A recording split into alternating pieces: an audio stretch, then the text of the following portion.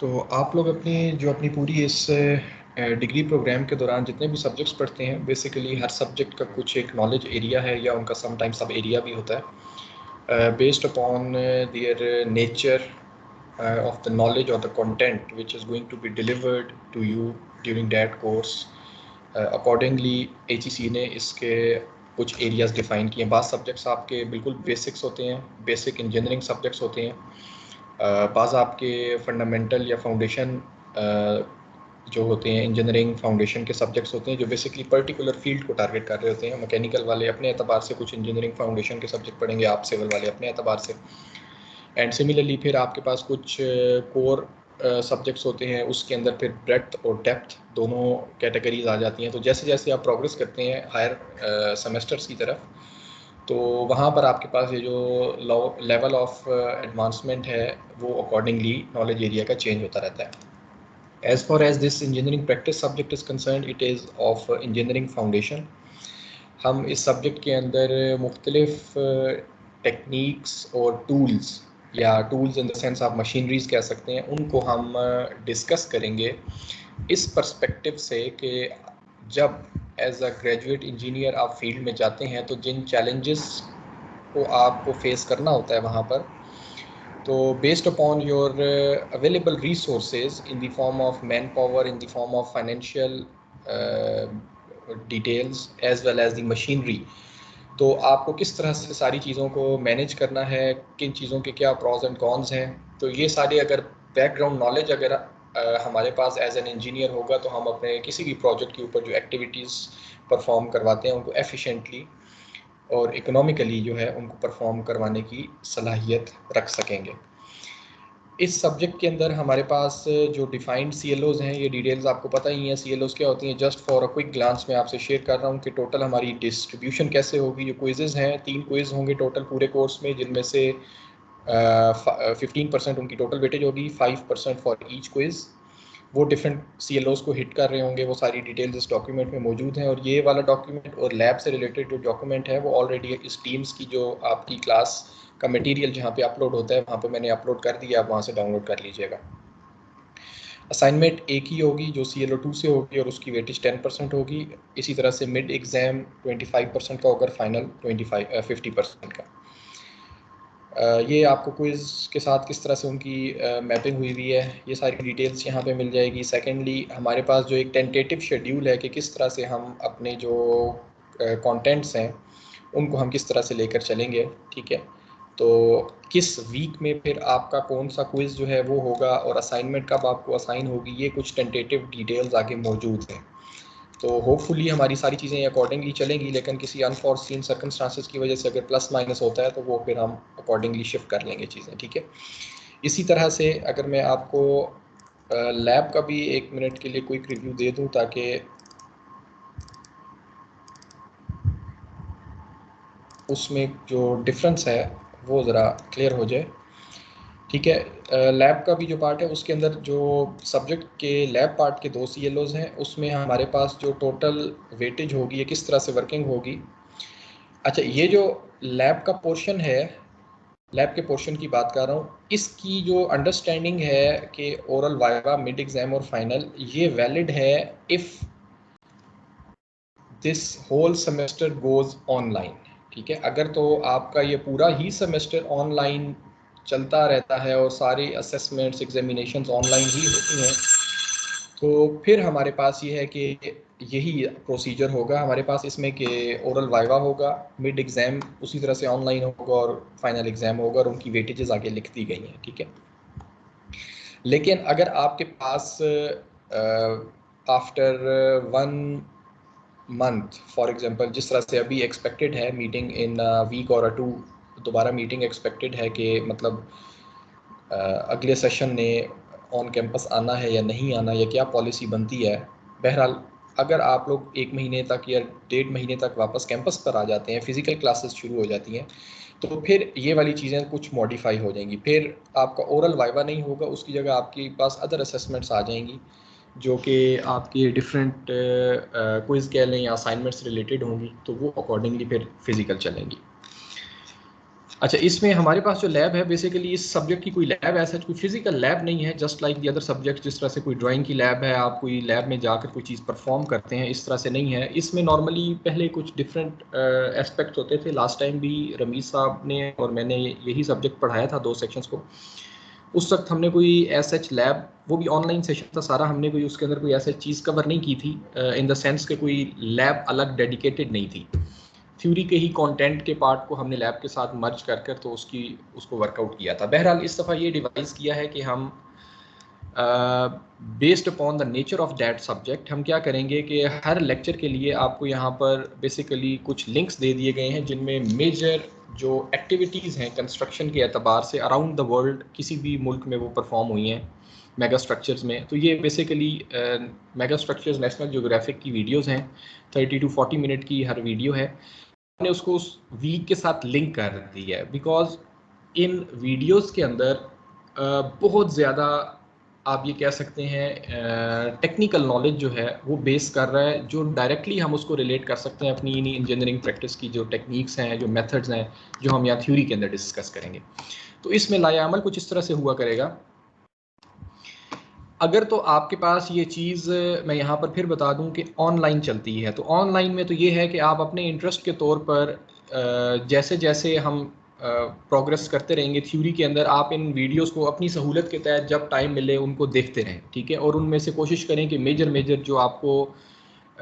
Idea या information मिलती है उसको आप अपने पास लिस्ट डाउन करते रहें, बिकॉज आपका जो फाइनल पेपर या एग्ज़ाम होगा वो इन वीडियोस के अंदर जो इंफॉर्मेशन प्रोवाइड की गई है उसी में से आपके वो एमसीक्यूज या क्वेश्चंस होंगे, ठीक है। तो उसको देखना केयरफुली, उस चीज़ को देखना और सुनना बहरहाल ज़रूरी होगा। लेकिन जब फिज़िकल क्लासेस शुरू हो जाएंगी तो उसमें हम क्या किया करेंगे कि एक वीक में हम इस वीडियो को जो है लैब के टाइम के अंदर रिव्यू किया करेंगे और उसी के कंसेक्टिवली जो अगला वीक आया करेगा तो आपका उसी वीडियो के अंदर से जो आपका एक असेसमेंट क्विज़ कह लें या एक लैब असेसमेंट होगी वो उसके अंदर से ऑन द स्पॉट हो जाएगी। लेकिन अगर सिर्फ ये ऑनलाइन चलता रहता है सारा सिलसिला तो फिर आपके पास इन सारों की जो असेसमेंट्स हैं वो हम शेड्यूल्ड कर लेंगे किसी भी तरह से वाइवे की फॉर्म में, और वही चीज़ें फिर अल्टीमेटली कवर होंगी आपकी फाइनल एग्जाम में और मिड एग्जाम के अंदर, ठीक है। तो ये एक जनरल व्यू है। अभी आज के भी हम लेक्चर में एक जगह पर मैं आप लोगों को पॉइंट आउट कर दूंगा, मैं उस लेक्चर में वो चीज़ पॉइंट आउट करूंगा, लेकिन आप जब इस वीडियो को देखेंगे तो पहले कुछ 10-15 मिनट के अंदर ही आपको उस एक सवाल का जवाब भी मिल जाएगा। वो मैं सवाल यहाँ पर रेज कर दूंगा, then you have to find the solution और you have to correlate that text provided in the theory part कि वो हमारे पास प्रैक्टिकली स्पेसिफिक प्रोजेक्ट के ऊपर किस तरह से हुआ, जो कि हमारा फर्स्ट प्रोजेक्ट वीडियो होगी लैब पार्ट के लिए मेगा स्ट्रक्चर्स के अकॉर्डिंग बिल्डिंग द बुर्ज अल अरब, ठीक है। तो ये एक क्विक रिव्यू था इन चीज़ों का। अब हम जब लेक्चर की तरफ आते हैं, अपना लेक्चर स्टार्ट करते हैं, तो इसमें इस इंजीनियरिंग प्रैक्टिस के अंदर हम डिफरेंट इनिशियली प्रोसीजर्स भी पढ़ेंगे और डिफरेंट उन प्रोसीजर्स को सक्सेसफुली इम्प्लीमेंट करने के लिए हमारे पास किस किस्म की सिविल मशीनरीज अवेलेबल हैं उनको डिस्कस करेंगे हम, ठीक है। तो एक मेरा वेरी बड़ा कॉमन सा क्वेश्चन है आप लोगों से कि एज अ सिविल इंजीनियर जब आप सोचते हैं, चीज़ों को देखते हैं, तो आपके ख्याल में मुझे वॉलंटियरली आप लोग रिस्पॉन्स कर दे कोई भी कि what do you think what will be the first step of any civil engineering project. अच्छा, इसमें यहाँ पर मैं थोड़ा सा सवाल को नैरो डाउन कर दूँ, मैं फील्ड के एतबार से पूछ रहा हूँ। मतलब किसी भी प्रोजेक्ट को स्टार्ट करने से पहले कुछ ऑफिस वर्किंग होती है, मतलब वहाँ पर अगर वो बिल्डिंग है तो उसकी कुछ डिज़ाइनिंग फेज़ होगा, तो वो डिज़ाइन ऑफिस में प्रिपेयर्ड होंगे, ड्राइंग्स आपकी वहाँ पर डेवलप होंगी और अल्टीमेटली जो वर्किंग ड्राइंग्स हैं वो आपके पास साइट पर साइट इंजीनियर्स के पास आ जाएंगी एग्जीक्यूशन के लिए। अब आपने इस पॉइंट ऑफ व्यू से बताना है कि ये ऑफिस वाला काम खत्म हो चुका हुआ है, now you are ready on site, you have the drawings, what do you think what will be the first most step in your construction activity? आपके ज़हन में क्या चीज़ आती है? सर प्लानिंग के बारे में आता है, प्रोजेक्ट मैनेजमेंट प्लानिंग होगा। प्लानिंग तो हो, प्लानिंग तो समझे हो गई ना, मतलब समझे ऑफिस में आपका डिज़ाइन भी बन गया, जो प्लानिंग होनी थी कि क्या टाइमलाइन होगी, किस दिन क्या होगा, कैसे होगा, मतलब समझे प्लानिंग वगैरह सब कुछ हो चुका है। तो उस प्लानिंग के ही अंदर, उस प्लानिंग शेड्यूल में अब एक साइट जब आपको as a engineer hand over कर दी गई है कि आप बस अब इस प्रोजेक्ट को यहाँ पर स्टार्ट करें, तो उस प्लानिंग में ही आप बता दें कि आप पहली एक्टिविटी क्या रखेंगे, सबसे पहली एक्टिविटी। सर्वे होगी। नहीं देखिए, मैंने आपको ये बात तो बता दी है ना कि रिकॉनेसेंस हो गया, रिकॉनेसेंस होने के बाद जो उनके पास फील्ड का डाटा आया उसकी बेस पर डिजाइनिंग भी हो गई, ड्राइंग्स भी बन गई। नाउ इट्स द टाइम कि आपके पास हाथ में ड्राइंग्स आ चुकी हुई हैं, ऑफिस में बैठकर आपने प्लानिंग भी कर ली है। तो आप अपने आप को एज अ प्लानिंग इंजीनियर सोचें कि आपने इन सारे पैरामीटर्स को कर लिया हुआ है ऑफिस में, अब आप साइट पर आ गए, अब आपने साइट पर फिजिकली चीजें एग्जीक्यूट करवानी है। तो अब आप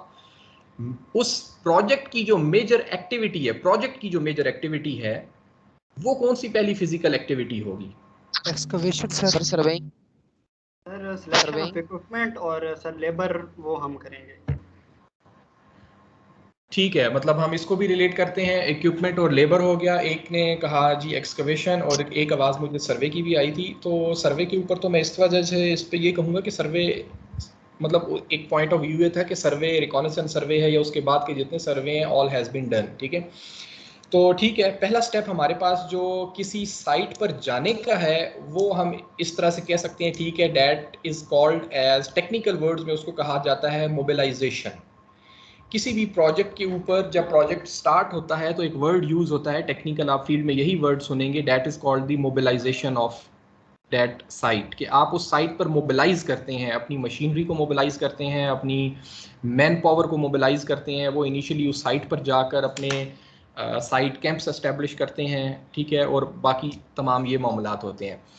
now as far as the major activity of the project is concern, कि उस फिजिकल प्रोजेक्ट को बनाने के लिए जो पहली होगी, तो वो हमारे पास बेसिकली एक्सकवेशन से भी पहले एक एक्टिविटी,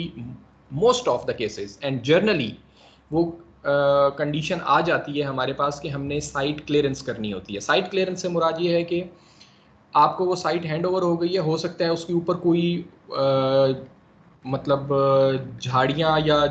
जंगल काइंड ऑफ कोई इस किस्म की चीज़ ऑलरेडी वहाँ पर एग्जिस्ट करती हो, या इवन के वहाँ पर कोई डेब्रीज एग्जिस्ट करती हो जिससे अपर सरफेस जो है वो आपकी अनआइडेंटिफाइड एबल हो। ठीक है, तो आप क्या करेंगे, सबसे पहले लैंड क्लियरेंस करेंगे। लैंड क्लियरेंस के बाद आप जब आपके पास साइट जो है, जो ग्राउंड लेवल है, NSL लेवल है, वो क्लियर हो जाएगा, उसके बाद आपने क्योंकि एक्सकवेशन करनी है, कोई भी स्ट्रक्चर हो आपने उसकी फाउंडेशन तो बनानी है, चाहे बिल्डिंग है, ब्रिज है, डैम है, तो उसकी एक्सकवेशन करने के लिए आपको ग्राउंड के ऊपर ही उसकी डिमार्केशन करनी है। ठीक है, या आपने उसको ट्रेसिंग करनी है। आई डोंट नो, आप लोगों का तो अभी तक सारा सेशन ऑनलाइन चल रहा है ना, आप लोगों ने सर्वे की लैब शायद नहीं की होंगी। बस 1-2 मंथ पड़े थे वहाँ पे बस। हाँ वही, ठीक है। तो बेसिकली ये कुछ इस किस्म की, जिसमें आप लोग बिल्डिंग का लेआउट प्लान बनाते हैं, ग्राउंड के ऊपर आपको एक सैंपल दे दिया जाता है कि ये आपने घर बनाना है, नक्शा, ये उसकी फाउंडेशन डिटेल्स हैं, एक्सकवेशन प्लान दे दिया जाता है। तो आप उसको लाइम की मदद से, जो चूना होता है powder,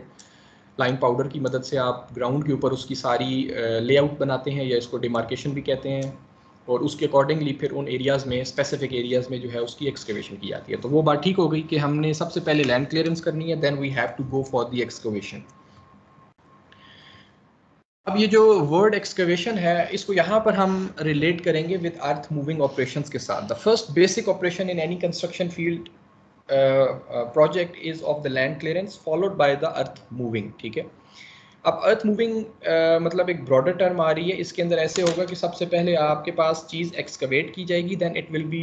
moved from that location to some other location. वो टेम्पररी मूवमेंट भी हो सकती है, वो परमानेंट मूवमेंट भी हो सकती है। यहाँ पर नोट कर लें इंपॉर्टेंट,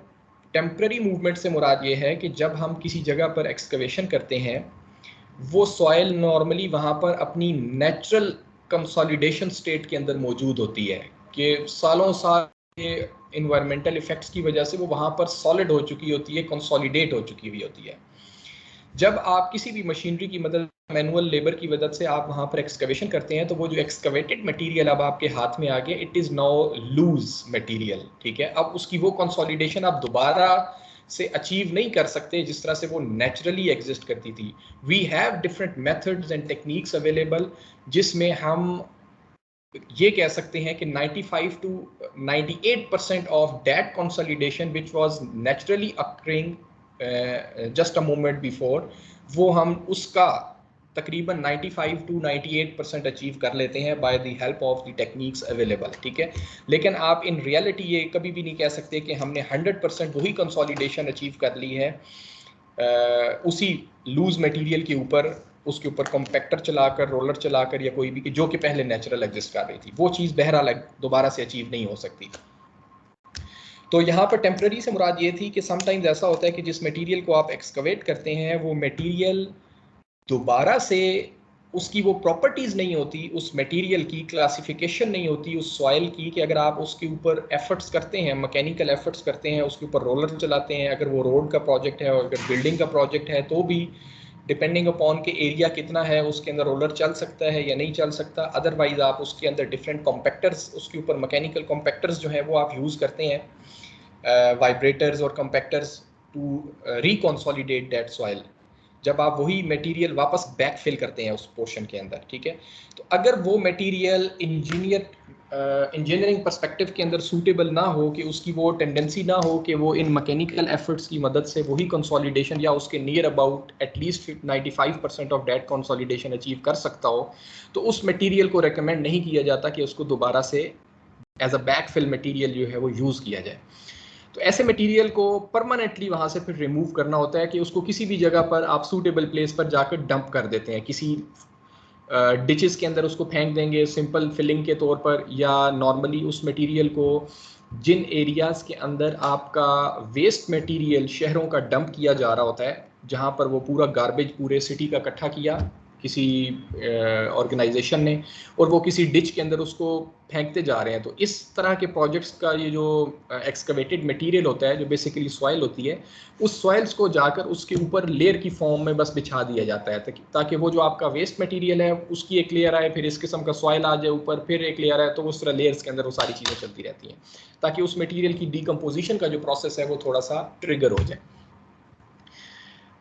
अब ये तो था कि आपने उसको अगर परमानेंटली रिमूव करना है, और टेम्पररी रिमूवमेंट में रिमूवल में क्या चीज़ होगी कि आपको ये पता है कि जो मटेरियल आप एक्सकवेट कर रहे हैं इट इज़ गुड, जब हम इसको वापस अपनी फाउंडेशन कंस्ट्रक्ट करने के बाद इस मटेरियल को वापस एज अ बैकफिल मटेरियल के तौर पर यूज़ करेंगे, तो हम इसके ऊपर जो मैकेनिकल एफर्ट्स करेंगे वाइब्रेटर्स, कॉम्पैक्टर्स या रोलर्स की मदद से, depending upon the nature of project, तो हमें वो सिग्निफिकेंट कंसोलिडेशन जो है वो अचीव हो जाएगी, at least 95% of the initial state.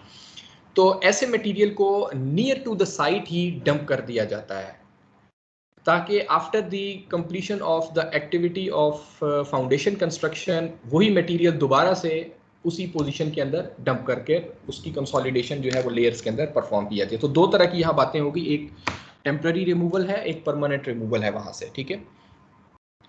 तो अब यहाँ पर जब दो चीज़ें हो गई कि टेम्पररी रिमूवल जब हो रही है, तो उसके अंदर क्या करेंगे, मोस्ट ऑफ द केसेस में क्या होता है, आपको एक ही टाइप की मशीनरी रिक्वायर्ड होती है। फॉर एग्जांपल आप अपनी कॉमन ऑब्जर्वेशन में रोड्स पर अपने आसपास देखते होंगे, एक शॉवल होता है, ठीक है, आगे उसकी बकेट लगी हुई होती है, बूम होती है लंबी सी, ठीक है, वो मटेरियल को एक्सकवेट करता है। तो टेम्पररी एक्सकवेशन के लिए इट इज़ सूटेबल कि आपने एक ही जगह से मटेरियल निकाला उसके शॉवल की मदद से, और उसको रोटेट कर 180 डिग्री या किसी और एंगल के ऊपर आप उसको एट सम डिस्टेंस आपने उसको डंप कर दिया, और वहीं से दोबारा उठाकर उस पोजीशन पर आ जाएगा। तो लेकिन जिसमें आपके पास परमानेंट रिमूवल रिक्वायर्ड होता है, तो आपने डेफिनेटली उस मटेरियल को फिर अपनी उस मेन साइट से कहीं दूर लेकर जाना है, तो वहाँ फिर नॉर्मली फिर दो तरह की मशीनरीज इन्वॉल्व हो जाती हैं। एक वो मशीनरी है जो उसको एक्सकवेट करती है और उसको डंप करती है किसी ट्रक के अंदर या किसी कैरियर के अंदर, और वो कैरियर उसको लेकर जाता है किसी भी सूटेबल पोजीशन तक। तो यहाँ पर दो चीज़ें हमारे पास आ गई in earth moving operations. We have two types of basically machineries. One is called as the excavators or the excavating machineries, and the other are the carriers. The scope of the work for the excavation of earth, after obtaining some idea of the quality of the material to be excavated by means of boring and subsequent classification, we must determine the quantity of material to be moved and the scope of the operation.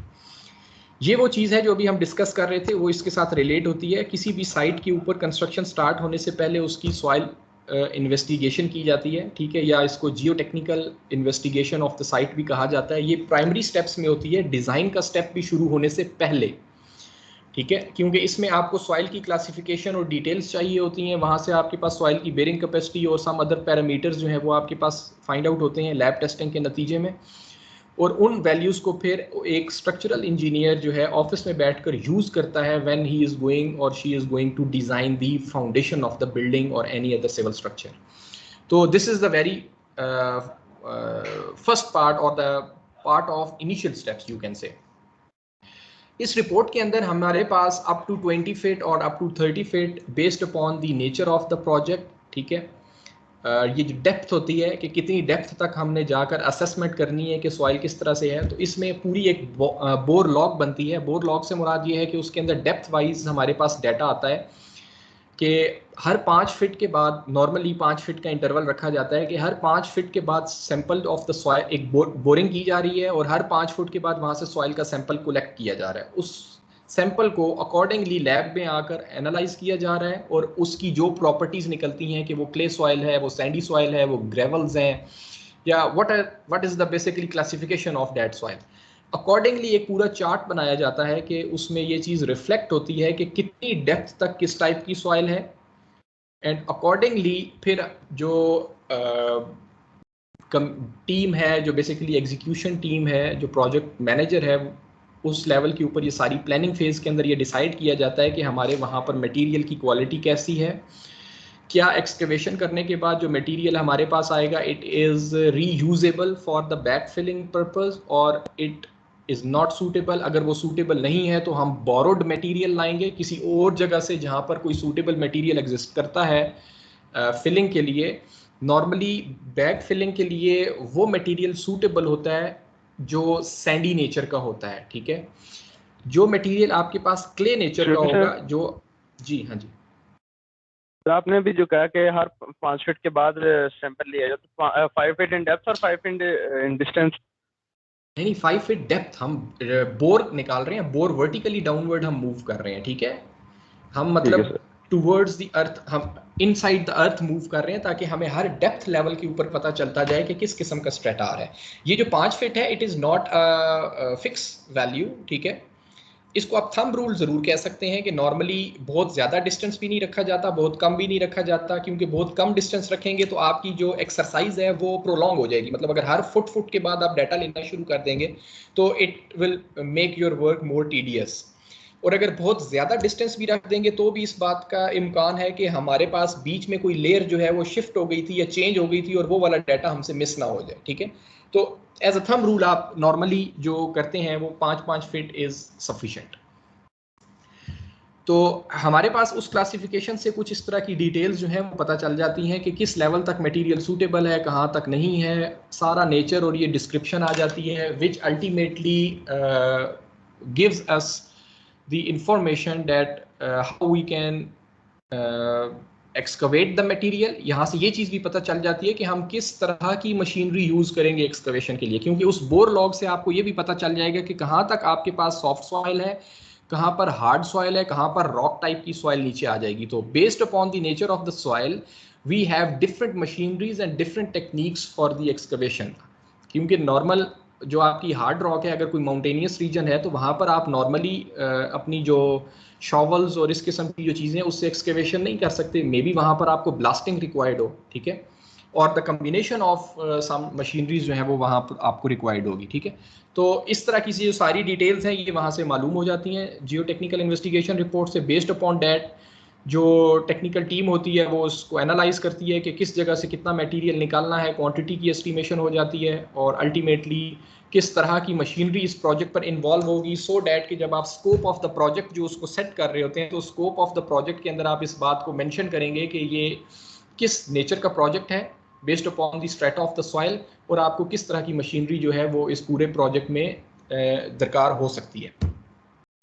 तो scope of the work में जो अर्थ work operations के लिए जो scope of the work है, एक scope of the work है जो पूरे प्रोजेक्ट का है, और उसके अंदर ये उसकी सब स्कोप्स जो हैं जो छोटे छोटे बनेंगे वो हमारे पास जो अर्थ वर्क ऑपरेशंस है उसके अंदर total quantity of the earth to be removed,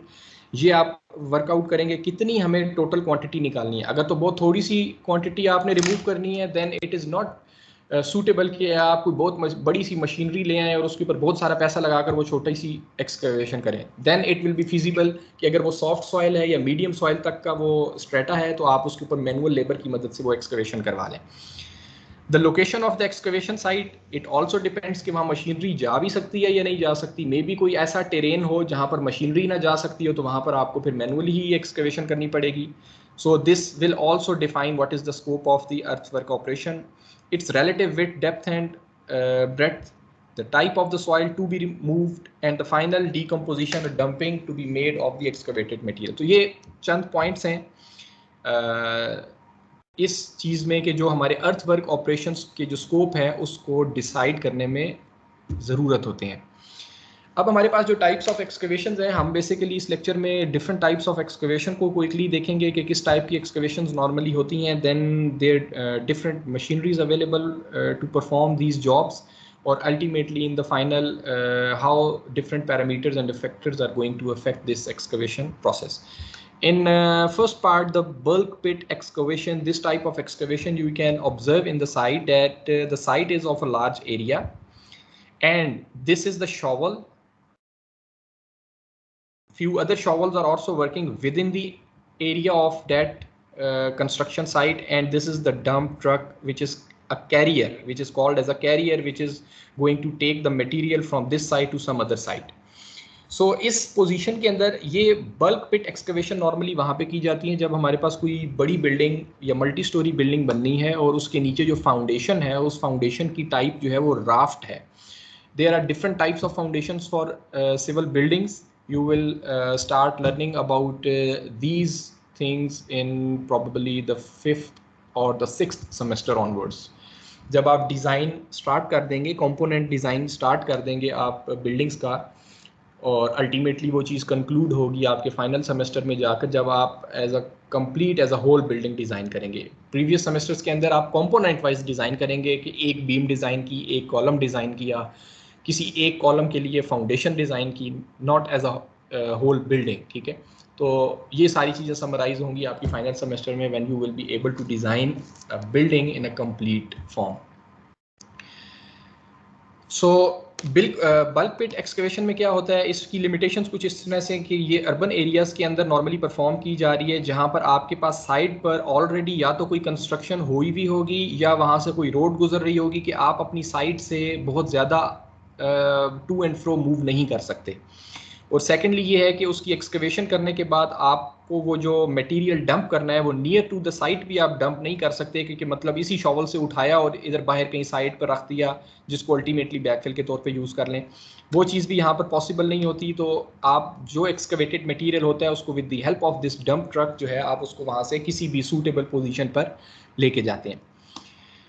इसमें हमारे पास क्योंकि रिस्ट्रिक्शन ये होती है, आप ये साइड पर इसके देख रहे हैं, आपको ये कंक्रीट की वॉल नज़र आ रही है। This wall is basically constructed prior to this excavation.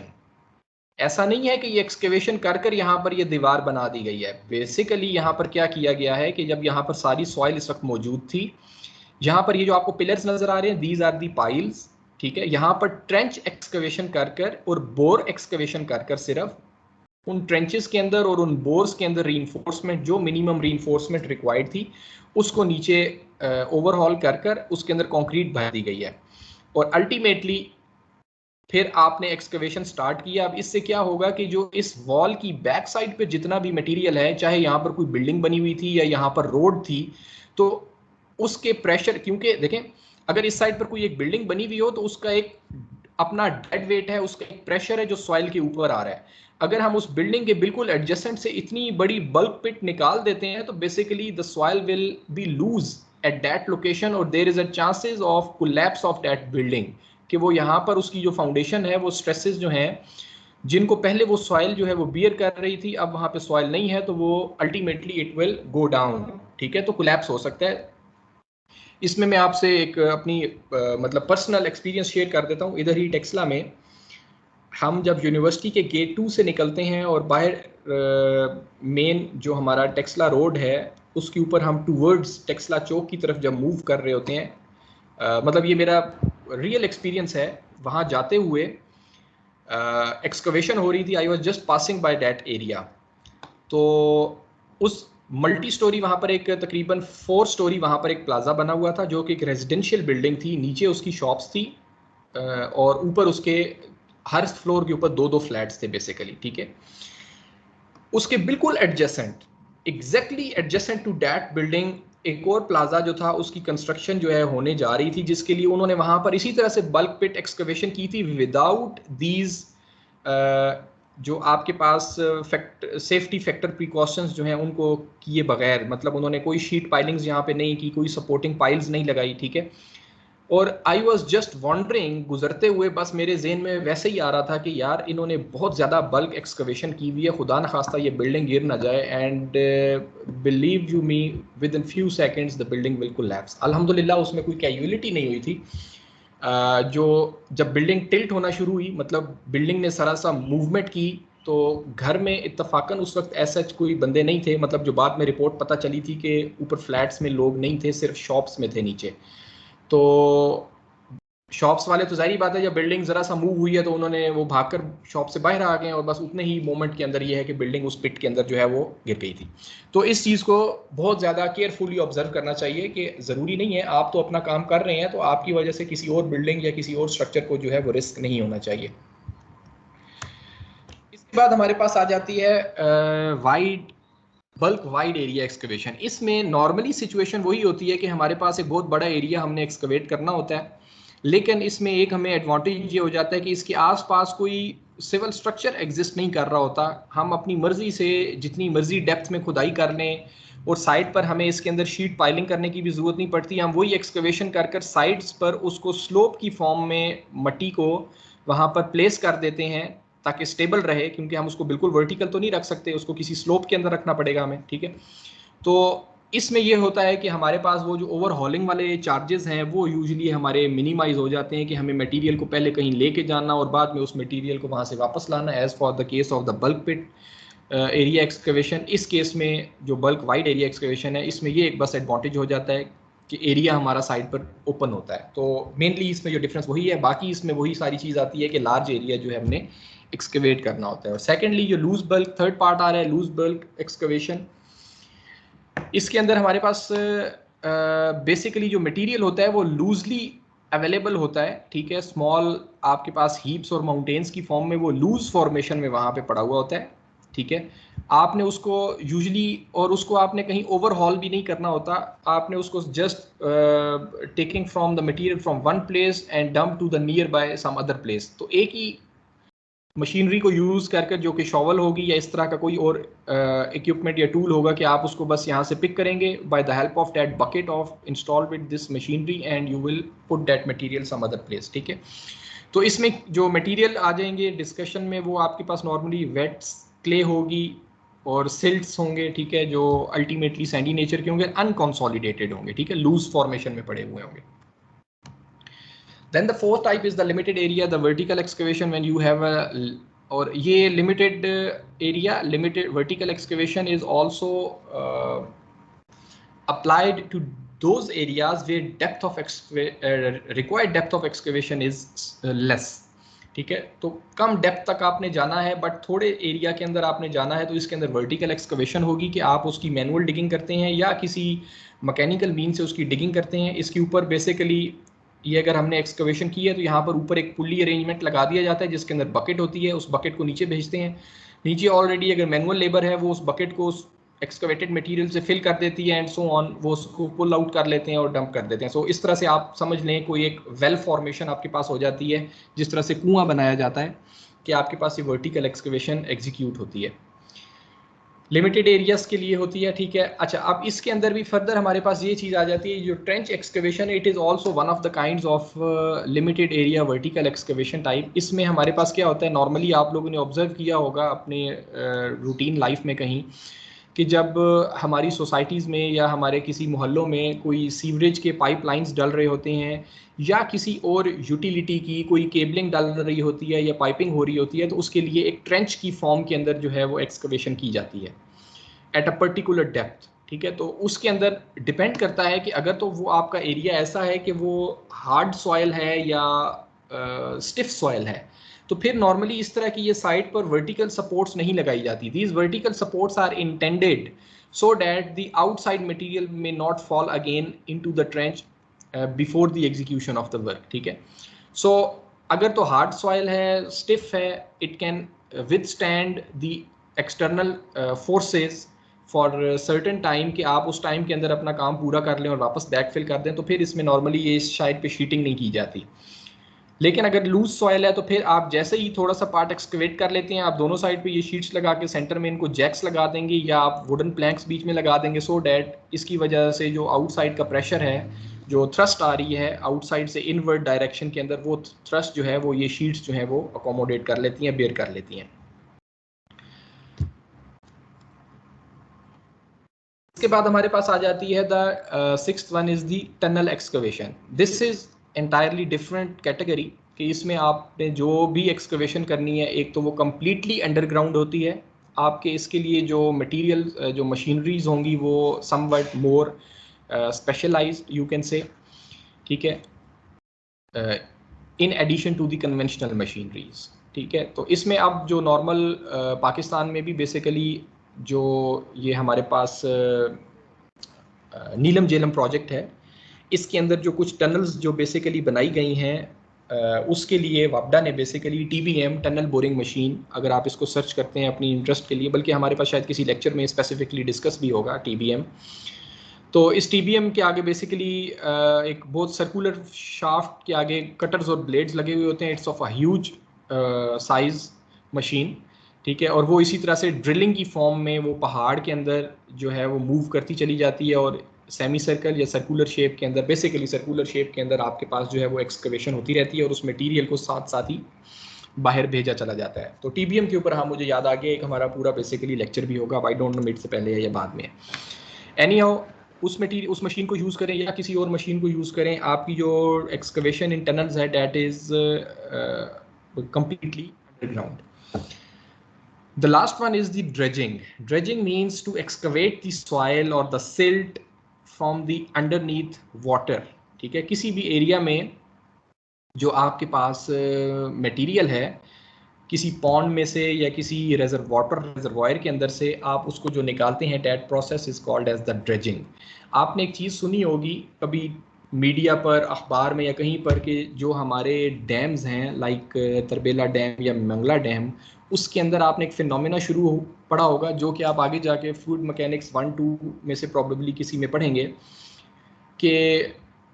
जो सिल्टिंग का फिनोमेना है, कि सिल्टिंग हो जाती है with the passage of time, क्योंकि एक डैम है, उस डैम के अंदर जो पानी आ रहा है वो सिर्फ बारिश का पानी नहीं आ रहा जो आसमान से आ रहा है,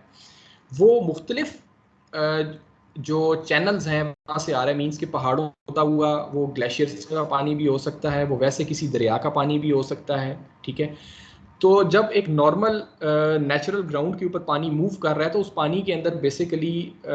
जो पार्टिकल्स हैं, स्टोन्स भी हैं, उसके अंदर ग्रेवल्स भी हैं और उसके अंदर सिल्ट और क्ले भी बेसिकली मौजूद हैं, उस पानी के साथ साथ मूव कर रही है। अब जब पानी अल्टीमेटली आकर किसी रिजर्वायर के अंदर गिर जाता है, जब तक तो पानी उस मूविंग स्ट्रक्चर के अंदर होता है या मूविंग चैनल के अंदर होता है, तो वो बेसिकली उस पानी के अंदर मिक्स हुआ होता है, सॉल्युबल होता है ऑलमोस्ट, कुछ सॉल्युबल होगा कुछ इनसॉल्युबल होगा। तो जब वो अल्टीमेटली किसी रिजर्वायर में आके गिर जाता है तो वहां पर अब वो आकर स्टैग्नेंट हो जाता है, रुक जाता है। तो with the passage of time वो जो उसके अंदर पार्टिकल्स होते हैं वो सेटल डाउन करना शुरू कर देते हैं नीचे,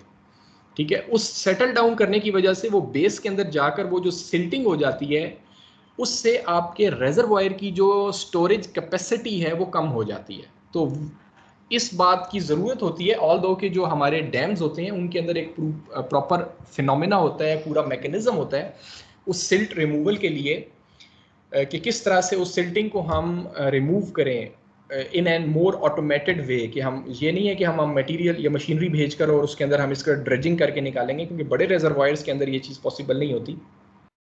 वहाँ पर उनके अपने मैकेनिज्म्स अवेलेबल होते हैं। But as far as the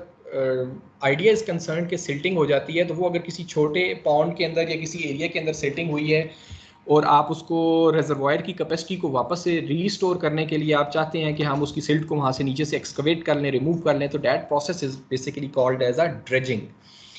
अच्छा, इसके बहुत सारे यूनिक पर्पसेस हैं। मतलब एक पर्पस तो ये भी हो सकता है कि हमने उस मटेरियल रेजर्वॉयर की कैपेसिटी हमारी कम हो रही थी सिल्टिंग की वजह से, तो हमने क्या किया कि वहाँ से ड्रेजिंग की मदद से हमने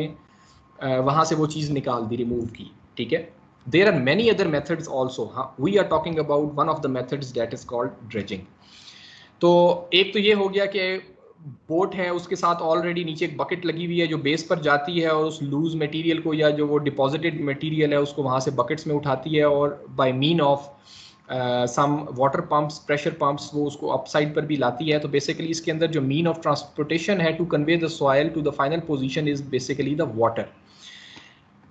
इसमें ये भी होता है, अब यहाँ पर अगर आप इस लोअर इमेज के अंदर देखते हैं तो basically it is a complete unit कि उसकी back side of the unit से क्या हो रहा है कि वो बॉटम से आपके पास ड्रेजिंग का फंक्शन भी परफॉर्म कर रहा है, वो सॉइल को वाटर के साथ मिक्स कर कर, उस सिल्ट को, सैंड को मिक्स कर कर अल्टीमेटली क्या कर रहा है, अदर साइड ऑफ द जो शिप है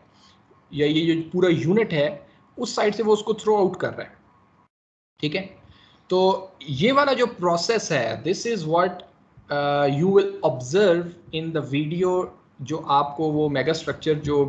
कंस्ट्रक्शन ऑफ बुर्ज अल अरब की आपको शो की है, उसके अंदर आपको ये मेथड फिजिकली भी वहाँ फिनोमेना जो है नज़र आएगा। सवाल मेरा ये होगा नेक्स्ट टाइम मैं आपसे वैसे इस पर पूछूंगा कि रीज़न क्या थी वो करने की, ठीक है। एक रीज़न तो किसी प्रोजेक्ट पे ये हो सकती है ना कि सिल्टिंग हो गई और रेजर्वॉयर की कैपेसिटी कम हो गई और हमने वहाँ से उस सिल्ट को रिमूव करना है। बट आपने जब उस वीडियो को देखेंगे, इनफैक्ट सुनेंगे भी साथ केयरफुली, तो आपने उस रीज़न को नोट कर लेना है कि what do you think what was the reason for that dredging, कि आपने वहाँ पर ड्रेजिंग की और उस मटेरियल को अल्टीमेटली इस तरह की मशीनरी से लाकर आपने डंप किया किसी पोजीशन पर, then you had perform some other activities. तो दिस इज़ द क्वेश्चन। इस चीज़ को आप लोगों ने उस वीडियो को देखते हुए ज़हन में रखना है कि क्या रीज़न हो सकती है, आपको उसमें से क्या रीज़न पिक होती है, ठीक है। ये तो एक जस्ट सवाल है, ये नहीं है कि आप इसी पॉइंट को देख सोचते हुए वीडियो गुजार दें और बस एक पॉइंट को आप ऑब्जर्व कर लें, ठीक है। तो आपने ओवरऑल भी उसको क्रिटिकली सुनना है ताकि अदर देन दिस टॉपिक भी जो चीज़ें उसके अंदर आती हैं तो वो आपके ज़हन में हो और वो कॉन्सेप्ट्स आपकी ज़हन में अच्छे तरीके से क्लियर हों। फिर हमारे पास मूविंग इक्विपमेंट्स आ जाते हैं। जब एक्सकवेशन की टाइप्स की बात हमने ख़त्म कर ली तो इसके बाद हमारे पास डिफरेंट टाइप के जो मूविंग इक्विपमेंट्स हैं उनमें से हम ये बात पहले कर चुके हैं, हम उसको ब्रॉडली कैटेगराइज करते हैं कि या तो वो एक्सकवेटर्स होंगे या वो कैरियर्स होंगे, ठीक है। Although there are combination of these type of equipments or machineries are also available in the market, in the construction market, के वो उसको एक्सकवेट करने की भी कैपेसिटी रखते हैं और ख़ुद से उसको हॉल करने की भी कैपेसिटी रखते हैं या कैरी करने की भी कैपेसिटी रखते हैं। Few examples are here, the excavating and carrying, जिनमें ये दोनों कैपेसिटीज़ मौजूद होती हैं। उनमें से काम shells, bulldozers, truck pulled scrapers etcetera. और जो प्योरली एक्सकवेटिंग किस्म की मशीनरीज हैं उसमें ड्रैग लाइन्स हैं, फ्रंट शॉवल्स हैं, बैकहो और एलिवेटिंग ग्रेड्स हैं। और कैरियर यूनिट्स के अंदर हमारे पास डंप ट्रक्स, ट्रेलर्स और वैगन्स जो हैं ये चीज़ें आ जाती हैं। कॉम शॉल के अंदर जब हम सबसे पहले आते हैं तो इसमें हमारे पास once again this is machine that is used to excavate the material underneath the water, ठीक है। आगे बड़ी सी बकेट आपको नज़र आ रही है। बकेट बेसिकली दो क्लैंप्स बने हुए हैं, इसको हम बॉटम लेवल पर ले जाएंगे जहाँ से चीज़ को मटेरियल को उठाना है। ये क्लैंप्स इसके क्लोज हो जाएंगे, वो मटेरियल इनके अंदर आ जाएगा and the machine, the boom of that machine will lift that material upward और उसको फिर अकॉर्डिंगली जहाँ पर उसको डिस्पोज ऑफ करना होगा। ये उसकी एक एग्जांपल है कि ये मटेरियल जिस वक्त ये बूम वापस आ गई है बाहर, तो उसमें से जो एक्सेस वाटर होगा जाहिर बात है वो तो निकल जाएगा और उसके साथ कुछ ना कुछ मटेरियल भी निकल जाएगा, but major chunk of the material जो है वो उसके अंदर बकेट के अंदर मौजूद रहेगा। इसमें हमारे पास ये होता है कि नॉर्मली हम इसी तरह से काम शेल के अंदर जो हमारे पास लिफ्टिंग होती है ना वो वर्टिकल होती है, ठीक है। जो ड्रेजर है, ठीक है, जो ड्रेजिंग करता है उसमें नॉर्मली जो हमारी बकेट है वो ड्रैग करती है उस बकेट को एट सम सर्टेन डिस्टेंस और फिर वो उसकी हॉरिजेंटल मूवमेंट या ड्रैगिंग मूवमेंट की वजह से वो बेसिकली बकेट फुल हो जाती है उस मटेरियल से और देन उसको अप साइड पे लाकर प्रेशराइज पंप्स की मदद से वो जो वाटर और उस मटेरियल की जो स्लरी सी बन जाती है उसको लाकर अप साइड पे डिस्पोज ऑफ कर दिया जाता है। इसके अंदर हमारे पास जो चीज़ है वो वर्टिकल फॉर्मेशन में आ रही है क्योंकि ये इसी तरह से वर्टिकली डाउनवर्ड जाएगा, उसको वहाँ से उसकी जो है रिपिंग करेगा या उसको उठाएगा और अल्टीमेटली उसको बकेट के अंदर बंद करता हुआ उसी तरह से बाहर लेता हुआ आ जाएगा। इसमें डिफरेंट साइजेस वगैरह हमारे पास अवेलेबल होते हैं कि और डिफरेंट टाइप्स के भी हमारे पास इसमें इसके ये जो बकेट्स हैं वो अवेलेबल होती हैं। कुछ के आगे कोई बेसिकली जो सॉ टूथ फॉर्मेशन है वो नहीं होती, वो आगे से बिल्कुल उनका ब्लेड जो है वो प्लेन होता है, ठीक है। और बाज़ के अंदर हमारे पास इसमें स्लाइटली थोड़ी सी इंडिकेशन आ रही है इस तस्वीर के अंदर कि इसके नीचे बॉटम पर हमारे पास कुछ ब्लेड्स जो हैं जिस तरह से दांत होते हैं वो स्टैगर्ड फॉर्म में, ऑल्टरनेट फॉर्मेशन में वो इसके अंदर अवेलेबल होते हैं। So these two types of buckets are used and decided by the engineer that which type of material we are going to excavate underneath the water. If it is a soil, then without teeth bucket is feasible, and if it is a hard soil and a hard material in the form of hard strata soil or in the form of the rock boulders, तो फिर आप जो tooth type उसका आपके पास bucket है फिर आप उसको उस फॉर्मेशन में यूज करेंगे। Then we have the bulldozers. Bulldozers are also commonly observed in our construction industries. There are different type, one with pneumatic tires and the other with crawler chain. Based upon the nature of the area where we are going to use these bulldozers, we can select either the pneumatic tire bulldozer will be feasible or the crawler chain type bulldozer will be feasible. There is another bulldozer that is called as a backhoe. It has both facilities, a shovel on its back side and a bulldozer front blade on its front side.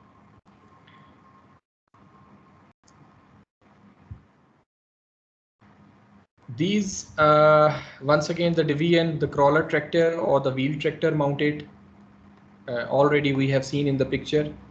and each type of equipment has a place in the construction industry. So basically nature of the project decides that which type of machinery is more feasible.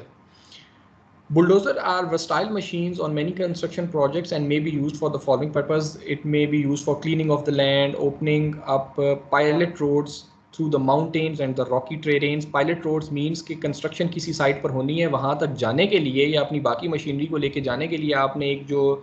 Rough road जो है जिसको कच्चा road कहते हैं जो आपने area set करना है, that is the pilot road. Moving earth for haul distance up to approximately 300 feet तक अगर आपने किसी मटेरियल को लेके जाना है तो आप उसी की ब्लेड के आगे से इसको धिक्का देते हुए पुश करते हुए किसी डिस्टेंस तक उसको ले जा सकते हैं by using this machine. Back filling के लिए, cleaning of construction site of debris के लिए, मेंटेनिंग हॉल डिस्टेंस के लिए and cleaning of floors of the borrow and quarry pits. तो फ्यू रीजंस या फ्यू उसके जो ऑब्जेक्टिव्स हैं या जो उसकी कैपेसिटीज़ हैं वो वहाँ लिख दी गई हैं कि इन कामों में यूज़ हो सकता है। मूविंग अर्थ विद बुलडोज़र, ये हमारे पास आ जाता है जिस तरह से ट्रैक्टर पुल्ड स्क्रैपर है, इसके अंदर इस तरह के आपने चीज़ नॉर्मली रोड कंस्ट्रक्शन के अंदर ऑब्जर्व की होगी कि ये उसका बेटर व्यू है कि न्यूमेटिक टायर अगर हैं आपके पास, ठीक है, सेंटर में एक ग्रेडर लगा हुआ है, एक ब्लेड लगा हुआ है which is basically at certain angle. तो आप जब इसके ऊपर मूव करते हैं जो नीचे सॉइल है वो स्पेसिफिक एंगल के ऊपर बेसिकली या स्पेसिफिक ग्रेड के ऊपर आप उसको प्रॉपरली प्लेस करते हैं। प्लेसिंग ग्रेड के ऊपर ग्रेडर की मदद से या स्क्रैपर की मदद से हो जाती है और इसकी जो कॉम्पैक्शन है वो अल्टीमेटली फिर रोड रोलर्स की मदद से होती है उसके ऊपर।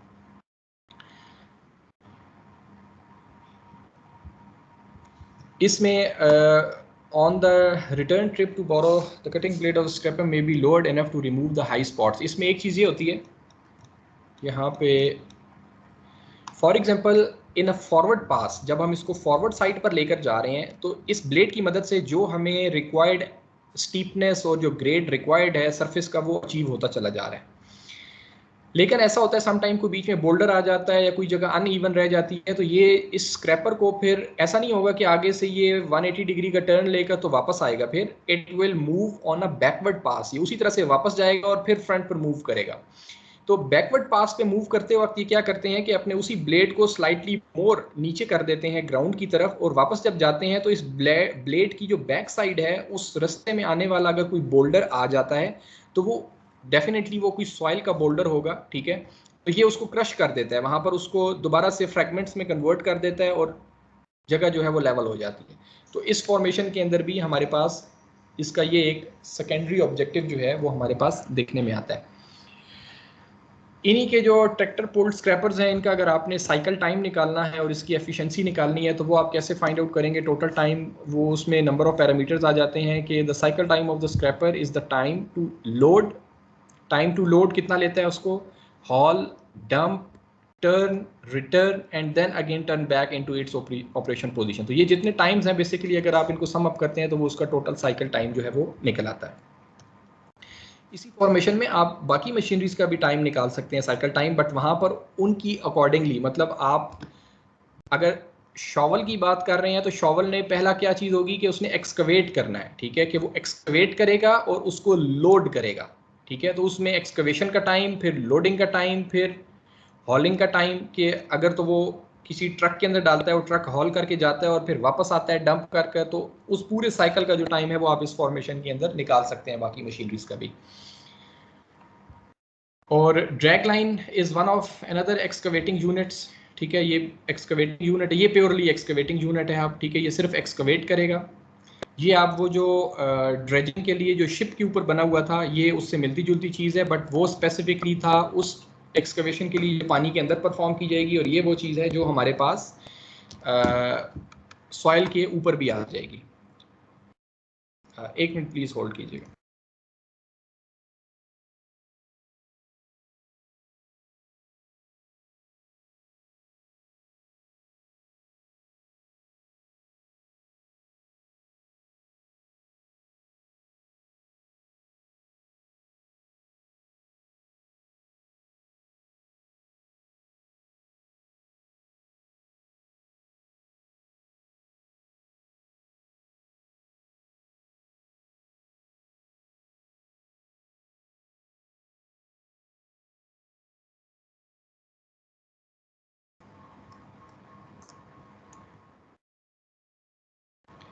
ओके, तो ड्रैग लाइन की बात हो रही थी। ये बेसिकली हमारे पास, एक मिनट सॉरी,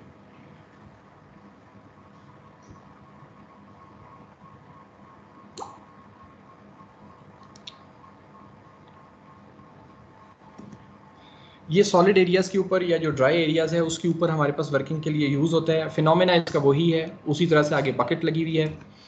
एक साइड पे जो केबल है वो बेसिकली जब ये अपनी डिज़ायर्ड पोजीशन पर आ जाएगा, ये उसको पुल टूवर्ड्स दी मशीन करेगी और उस तरह से वो सारा मटेरियल उस बकेट में आ जाएगा, then it will haul to some other place. इसका जो मेन एडवांटेज है वो ये है, इसकी जो ये ट्रस शेप के अंदर जो बूम है, it can be extendable up to greater length. तो उसमें ये होता है कि नॉर्मली आप इसमें जब उसको एक्सकवेट करते हैं मटेरियल को, तो इस मशीन को उस एग्जैक्टली एक्सकवेशन पोजीशन तक नहीं जाने की ज़रूरत पड़ती। It will stand at a very greater distance, और वहाँ पर रहते हुए वो आराम से उस सारी एक्सकवेशन के प्रोसेस को जो है वो परफॉर्म कर सकती है। ये अगर यूजेस वगैरह बीच में लिखे हुए हैं, कुछ चीज़ें बहुत जर्नल हैं इसके अंदर। ओवरऑल ये आज का लेक्चर हमारे पास बेसिक नॉलेज पर है। मैं कुछ स्लाइड्स इंटेंशनली स्किप कर रहा हूँ टाइम को उसके अंदर सेव करने के लिए। अगर आप इसको वैसे भी देख पढ़ेंगे तो it is very easy to understand, मतलब उसके एडवांटेजेस लिखे हुए हैं। अब यहाँ पर जिस तरह से लिखा हुआ है कि एक जो ड्रैग लाइन है विद द आउटपुट ऑफ, कोई अगर आप पावर शॉवल ले लेते हैं नॉर्मल, उसकी निस्बत इसकी जो कैपेसिटी है या इसकी जो परफॉर्मेंस एफिशिएंसी है 75% to 80% of the earth,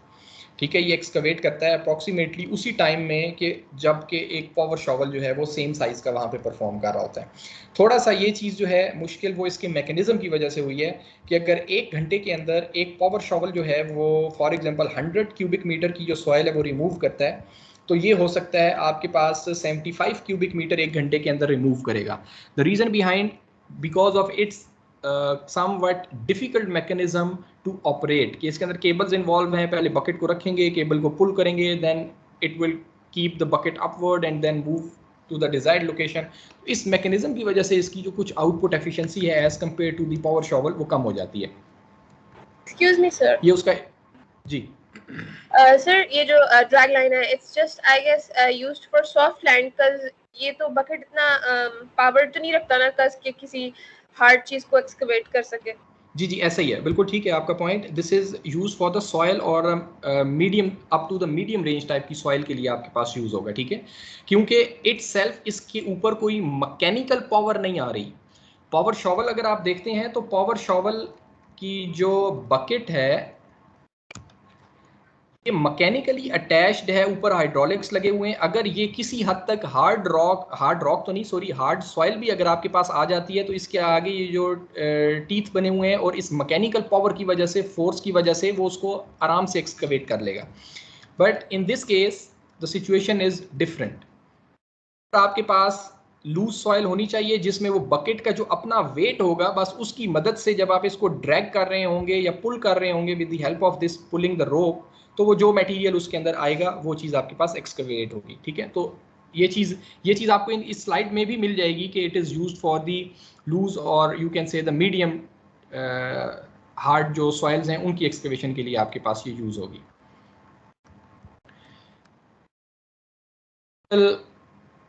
actual तस्वीर है कि इस टाइप की वो बकेट है, ठीक है, साथ chains and cables and police की मदद से है, वहाँ से उन्होंने उसकी एक्सकवेशन की और अल्टीमेटली जो नियर बाय कोई डंप ट्रक खड़ा हुआ है उसके अंदर डंप कर रहे हैं और ये उसकी कैरियर जो है उस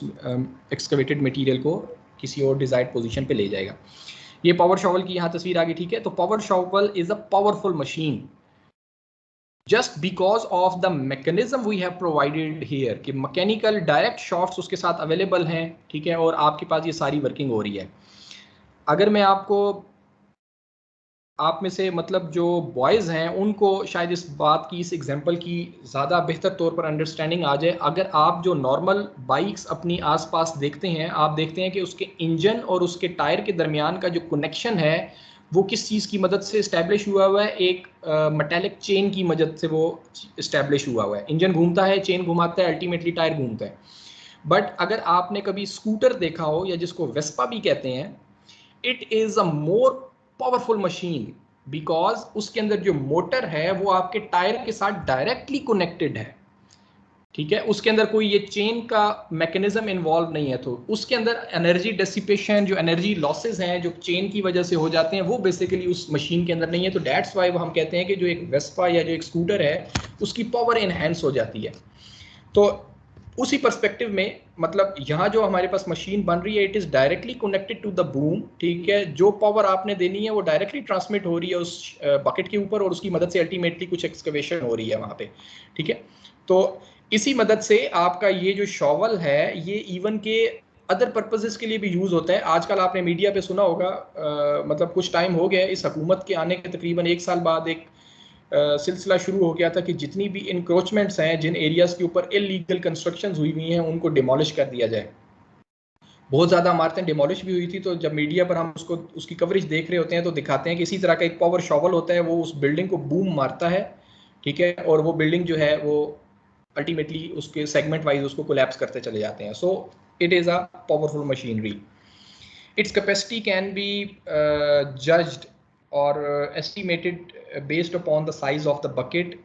कि कितनी उसकी बकेट की साइज़ है, कितने टन जो है वो उसको हैंडल कर सकता है मटेरियल को। तो उस बेस पर जो डिफरेंट पावर शॉवल्स हैं मार्केट में उनके साइज़ अवेलेबल हैं। 0.5, 0.75 ये क्यूबिक यार्ड है कि कितनी कैपेसिटी उसकी बकेट के अंदर उस मटेरियल की आ जाएगी, और क्यूबिक यार्ड्स के अंदर उसको स्केल किया जा रहा होता है। पावर शॉवल्स की जो एप्लीकेशंस हैं, साइट की एम्बैंकमेंट्स की डिगिंग भी है, loading into the halt unit है, साइड कास्टिंग है, ड्रेसिंग ऑफ द स्लोप्स है। तो ये सारे कुछ जो हमारे पास इसके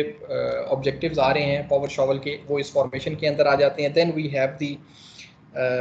जो हॉलिंग यूनिट्स आ जाते हैं, जो प्योरली हॉलिंग यूनिट्स हैं, जो ट्रक्स हैं या डिफरेंट वैगन्स हैं, ठीक है। तो इनका सिंपल है, मोस्टली जितने भी किस्म के डंप ट्रक्स होते हैं वो हर तरह के मटेरियल को कैरी कर लेते हैं, मतलब सॉइल को भी वो कैरी कर लेगा, वो रॉक टाइप मटेरियल को भी कैरी कर लेगा। सो इन जनरल उसके अंदर कोई ऐसा बाइफर्केशन नहीं होती। इसके बाद हमारे पास है, एक मिनट प्लीज होल्ड कीजिएगा, कॉल आ रही है।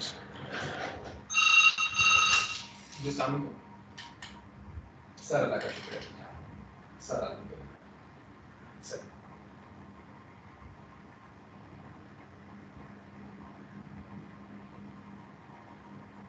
नहीं सर, इंस्टॉल तो होगा ही, मतलब ऑनलाइन मेरी नॉलेज नहीं है कि उसका पोर्टेबल सा हो जिस पर वो ऑनलाइन कर ले इस तरह से। हाँ तो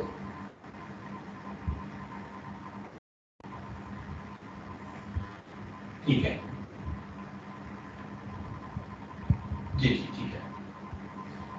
सर आप बिल्कुल ना मुझे दे दें 5 से 6 मिनट में, क्लास फर्स्ट नहीं मिलेगा दिया ऑनलाइन, ठीक है? मैं आपको कॉल बैक कर देता हूँ, आप फिर आ जाएं, हम इंशाल्लाह कर देंगे, ठीक है सर?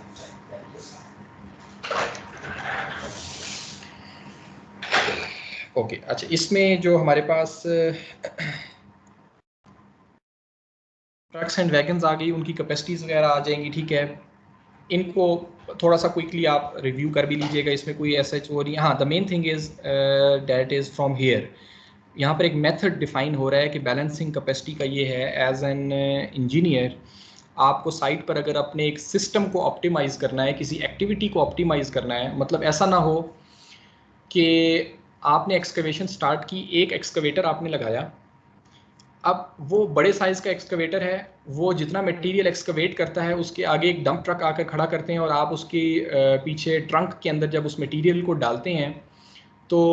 आपने क्या पॉलिसी बनाई कि मेरे पास एक एक्सकवेटर होगा, एक कैरियर होगा। तो अब वो कैरियर ज़ाहिर बात है एक्सकवेशन तो उसने फ़ौरन कर लेनी है और उसने उसके अंदर डंप भी कर देना है। होना कुछ यूँ चाहिए कि जितनी देर में आपका एक कैरियर वहाँ से मटेरियल लेकर डिज़ायर्ड पोजीशन पर जाकर वापस आता है, मीनवाइल आपके पास कुछ ऐसी पॉलिसी होनी चाहिए कि अगली एक्सकवेशन बकेट में आने से पहले शॉवल के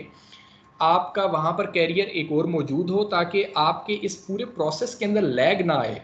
किसी मशीन को किसी दूसरी मशीन का इंतज़ार ना करना पड़े कि अब वो वापस आएगा, फिर दोबारा शॉवल वाला अपनी मशीन चलाएगा, उसके अंदर डंप करेगा, फिर वो 5 मिनट के लिए अगर चला जाता है और 5 मिनट में वापस आता है तो it will basically make your progress of the project slow, ठीक है? और आपकी बेसिकली चीज़ें ऑप्टिमाइज नहीं है, आप बहुत ज़्यादा चीज़ें जो हैं वो वेस्ट कर रहे हैं। यहाँ पर एक बात इंपॉर्टेंट है, उसको नोट कर लें। हमारी सिविल की जितनी भी मशीनरीज हैं,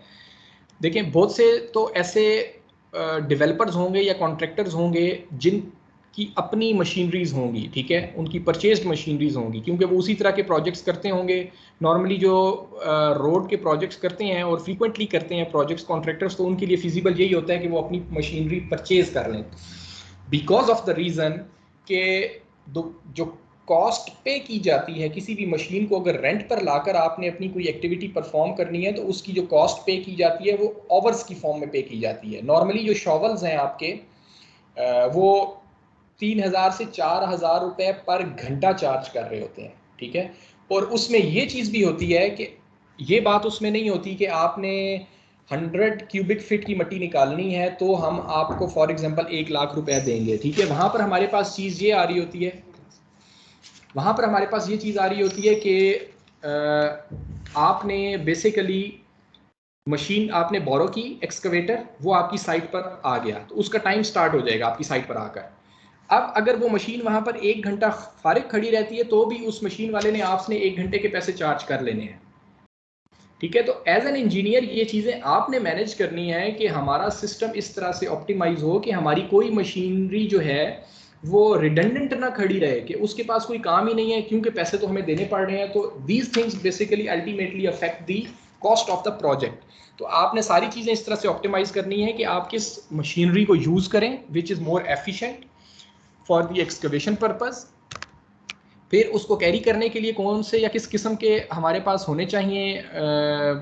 कैरियर्स जो एफिशिएंटली, या जो बीच में लैग आता है कि एक कैरियर के जाने और दूसरे के दरमियान का जो टाइम बचता है, इसको जितना मिनिमाइज कर सकते हैं जिस पैटर्न पर वो चीज़ें की जाती हैं। तो उसके अंदर जो आपके पास चीज़ें हैं, आपने कुछ टाइम साइकिल्स जो हैं वो एनालिसिस करने होते हैं कि आप उस चीज़ को ऑब्जर्व करते हैं कि जहाँ पर एक्सकवेशन हो रही है वहाँ से फाइनल डंप पोजीशन तक हमारे पास क्या अच्छी रोड अवेलेबल है, या उस रोड का ओवरऑल नेचर कैसी है। जो हमारा ट्रक जा रहा होगा वो स्लो स्पीड पर वहाँ सिर्फ मूव कर सकता है, या वो हाई स्पीड पर भी कैरियर यूनिट वहाँ पे मूव कर सकता है। तो अगर हाई स्पीड पे कर सकता है तो इट मीन्स कि वो जल्दी जाकर जल्दी वापस आ जाएगा। लेकिन अगर वो बम्पी एरिया है, कोई रफ एरिया है, तो जाहिर बात है वहाँ पर वो ट्रक स्पीड में मूव नहीं करेगा। तो वो टाइम आपने देखना है कि वहाँ कितना टाइम लगता है। सेकेंडली, अगर आप इस चीज़ को बेहतर कर सकते हैं कि हम वहाँ पर ये पायलट रोड जो है उसको थोड़ा सा हम स्मूथ कर लें, ठीक है, एक्स्ट्रा एफर्ट के साथ, ताकि हमारा जो बाद में आने वाला टाइम पीरियड है, जो एक कैरियर ने एक पॉइंट से दूसरे पॉइंट तक जाना है, वो वहाँ पे स्मूथली और क्विकली मूव कर सके। तो आप इस तरह के एडिशनल टास्क भी अपने किसी एक्चुअल ऑब्जेक्टिव को अचीव करने के लिए या ऑप्टिमली अचीव करने के लिए आप साइट पर परफॉर्म करते हैं। ऑल दो कि वो पायलट रोड बनाना उस प्रोजेक्ट का हिस्सा नहीं होगा, लेकिन as an engineer, as a contractor आप इस बात का एनालिसिस करेंगे कि अगर मैं ये थोड़े से पैसे लगाकर ये रोड ठीक कर लेता हूँ, जो पायलट रोड है, जो मुझे एक्सेस दे देगी क्विकली, तो मैं अल्टीमेटली यहाँ ये जो मेरा कॉस्ट लग रही है, ये अल्टीमेटली मेरी इन लॉन्ग टर्म में सेविंग की फॉर्म में ही आ जाएगी, क्योंकि मेरा एक्सकवेशन प्रोसेस जल्दी हो जाएगा। यही काम अगर हमारा वैसे 5 दिन में हो रहा था रफ रोड के ऊपर, तो हो सकता है 2 दिन में वही काम आपके पास हो जाए। तो अल्टीमेटली आप सोच सकते हैं अगर सारी मशीनरी हमने रेंट पर ली हुई थी और उसको हम पेमेंट कर रहे थे इन आवर्स की फॉर्म में, तो वो जो 3 दिन हमने, वो जो आपके बाकी के 8 घंटे की अगर हमारे पास शिफ्ट है वर्किंग ओवर 1 दिन की, तो जो 24 घंटे के हमारे पास बेसिकली पैसे बच जाएंगे तमाम मशीनरी के, it will be the saving for the project. तो इन सारे टाइम्स को देखा जाता है, किस किस्म के हॉलिंग यूनिट्स आते हैं, किस साइज़ का हमने किस किस्म का सॉइल वहाँ पर एग्जिस्ट करता है, तो वहाँ पर हमने किस किस्म का पावर शॉवल यूज़ करना है या एक्सकवेटिंग मशीनरी कौन सी यूज़ करनी है। ये सारी जो चीज़ें, इन सब के टाइम निकाल कर इन सबों की कैपेसिटीज़ को आप बैलेंस करते हैं कि कौन सी चीज़ हम कहाँ पर फिट इन करेंगे so that we will get the optimal condition. और इसमें आप combination of the cost analysis is then done and the same procedure is repeated with different combinations of haul units and loaders। तो ऐसा नहीं है आपने एक कम्बिनेशन अगर बना लिया तो आप कहें कि this is the best solution. अगर एक प्रोजेक्ट के ऊपर 3 इंजीनियर्स को एक टास्क दे दिया जाए कि आप इंडिपेंडेंटली फिगर आउट करें कि विच टाइप और which combination of different machineries will be required to execute certain XYZ activity, तो तीनों ही को अगर अलग बिठा दिया जाए, हर किसी की अपना एक परसेप्शन लेवल है, अपनी एक थिंकिंग होगी, वो अकॉर्डिंगली बेसिक इंफॉर्मेशन सबके लिए सेम होगी, उनको इन्फॉर्मेशन सबको सेम दी जाएगी कि इस ट्रक का इतना ओवरहॉलिंग टाइम है, इसमें की इतनी कैपेसिटी है, इसका ये वो इन्फॉर्मेशन सब। लेकिन जो कम्बिनेशन हर बंदा बनाएगा वो देयर इज ग्रेटर प्रोबेबिलिटी कि उसके तीनों के कम्बिनेशन जो है वो डिफरेंट होंगे। अब उन 3 में से कौन सा बेस्ट है वो फिर आप जो है वो चूज कर लेंगे। तो इसी तरह से एक इंजीनियर भी अगर एक साइट पर है तो वो एक कम्बिनेशन नहीं बनाएगा, वो नंबर ऑफ कम्बिनेशंस बनाएगा based upon the knowledge and the information available, के फिर उसमें से देखा जाए कि कौन सा मोस्ट सूटेबल है और मोस्ट इकोनॉमिकल है। लास्ट में हमारे पास कुछ फैक्टर्स आ जाते हैं जो हमारी एक्सकवेशन यूनिट्स की आउटपुट को डायरेक्टली इम्पैक्ट कर रहे होते हैं, अफेक्ट कर रहे होते हैं। एक तो क्लास ऑफ द मटेरियल, ठीक है, किस तरह की मटेरियल आपने एक्सकवेट करना है तो अकॉर्डिंगली वही चीज़ पता चलेगा, ठीक है। डेप्थ ऑफ द कट, किस डेप्थ तक आपने जानना है, ये चीज़ आपको फिर इस बात की तरफ लेके जाएगी कौन सी मशीनरी आप यूज़ करें, ठीक है। एंगल ऑफ द स्विंग, आपके पास वहाँ पर अगर साइड पर आप किसी कंजस्टेड अर्बन एरिया के अंदर मौजूद हैं तो वहाँ आप बड़े साइज का शॉवल नहीं लेके जा सकते, क्योंकि उस बूम ने मूव करना है ऊपर से। इस शॉवल ने यहाँ से उठाकर इस पूरे बूम ने किसी एंगल के ऊपर रोटेट करना है और कहीं जाके डंप करना है, तो उसकी मूवमेंट की स्पेस भी होनी चाहिए वहाँ पर कि वो मूव भी कर सकता है उसका बूम टर्निंग डायरेक्शन में या नहीं कर सकता। इसमें मैं एट द एंड ऑफ ये 1-2 स्लाइड्स रह गई, आपसे अपना एक और रियल एक्सपीरियंस भी शेयर कर लेता हूँ, तो इन चीज़ों का भी कि वो भी एक बेसिकली पॉइंट है जिन चीज़ों का ख्याल रखना चाहिए। अच्छा, यहाँ पर फिर जॉब कंडीशन क्या है, मैनेजमेंट कंडीशन किस तरह की है, सुपरविजन और मेंटेनेंस के वो आपको किस तरह की चीज़ें अलाउ करते हैं। All these parameters are which are directly affecting the output of the excavation unit. Size of the hauling unit क्या है, skills of the operator is one of the main important parameters. अगर एक नाअहल किस्म के और unskilled person को, जिसका अभी इतना एक्सपीरियंस नहीं है, आप उसको किसी एक्सकवेटर के ऊपर बिठा देंगे तो एक्सकवेशन तो वो भी कर लेगा, लेकिन वही काम जो एक स्किल्ड पर्सन 1 घंटे में करता है वो हो सकता है उसके ऊपर 5 घंटे लगा दे। तो अल्टीमेटली पे आपने करना है एज एन इंजीनियर, तो आपने इस चीज़ को भी देखना है कि जो एक्सकवेशन के लिए वहाँ पर बंदा है, he must be well trained and experienced. Increasing production rate of the earthwork, there are at least 2 methods that a contractor may use to obtain a high profit on a project involving the earthwork. One method is to increase the bid price on the earthwork. एक तो ये है कि जब bidding का process हो रहा है, और ये बिडिंग क्या होती है, किस किस्म के टेंडर्स होते हैं, ये हम इसी सब्जेक्ट के अंदर at the very end of that semester, जो हमारे लास्ट 2-3 जो हमारे लेक्चर्स हैं उसमें हम डिस्कस करेंगे। पेपरा के रूल्स होते हैं या ये जो कॉन्ट्रैक्ट डॉक्यूमेंट्स होते हैं ये किस किस्म के होते हैं, ठीक है।